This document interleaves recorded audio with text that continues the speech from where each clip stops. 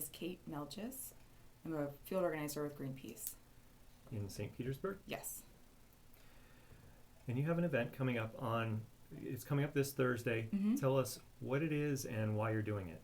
So it's a fun event. It's called Duke Naughty or Nice. Let's Bring Them Some Coal. So it's a Greenpeace style holiday party in front of Duke's headquarters in St. Petersburg, where Santa will be making a guest appearance, and we'll have some elves, and we'll be singing our kind of Greenpeace twist on some classic Christmas carols, and delivering Duke some coal because they've been pretty naughty this year, and we have a list of just a few of the many things that they've done that's been pretty bad this year, and so asking them to try harder 2015 and have a 2015 where they are focusing on renewable energy and not fuels of the past.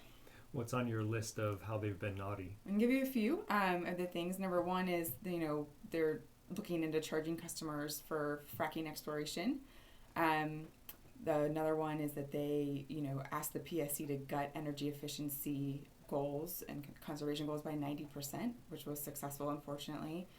They're continuing to charge ratepayers for Levy County and Crystal River to, a broken and non-existent nuclear power plant that we'll never see anything from. So there's a lot more, but there's just a taste of some of the things that we're not very happy with this year. The first one you mentioned, doing exploration for fracking, that's not happening in Florida. They want to explore in, I think it's Oklahoma, is that right? I think FPNL wants to explore in Oklahoma. I'm not sure if Duke said where they want to, but I would imagine it would probably be out of state. And the coal in the stocking, I think people are familiar with the Christmas connotations of that. Does that are you commenting as well on Duke's use of coal energy? Yeah, I mean they focus way too much on fossil fuels as a utility company, and so the coal is kind of a funny thing. It's the holiday connotation with it, and then also just a little play on words. Remind our listeners who might not have heard about the Public Service Commission's recent decision that you've mentioned, where they gutted the energy efficiency requirements. Yeah, so every couple years, all the utility companies in Florida come together and set goals for the next 10 on energy efficiency and conservation and how much energy they're going to save over the next 5 or 6 years. And each year, Florida Power and Light and Duke have been asking to lower and lower the amount of electricity that they want to save customers. And this year they asked for a 90% decrease in their energy efficiency goals, which is horrendous, and it's much lower than Duke has their goals for energy efficiency in North Carolina, in Ohio, in Kentucky, and Indiana, and it's just absurd that it's that much lower in Florida, and they were successful. The PSC, unfortunately, rubber stamps pretty much anything the utility companies want to do, and so they were successful in gutting the energy efficiency goals. And they said that because people were cutting back on energy use, they didn't need as much renewable energy, or they didn't need as much motivation to be more efficient. Is that what they're arguing? I think so, yeah.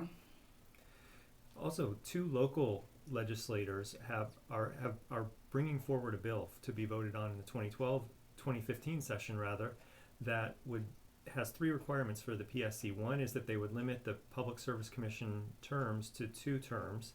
They also would have to come from different parts of the state, and it would forbid the governor from appointing elected officials to the PSC.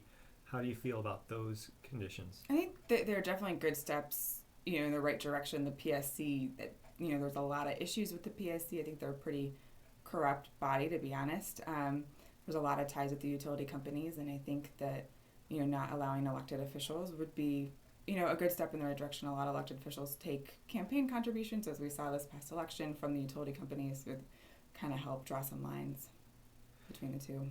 And finally, why don't you tell people where they can go and where it will be and what will be happening this Thursday?